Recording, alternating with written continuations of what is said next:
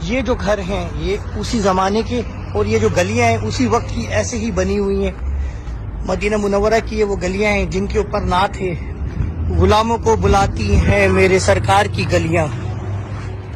یہ اسی زمانے کے یہ راستے بنے ہوئے ہیں۔ یہ دیکھیں یہ گھر کتنا نیچے چلا گیا۔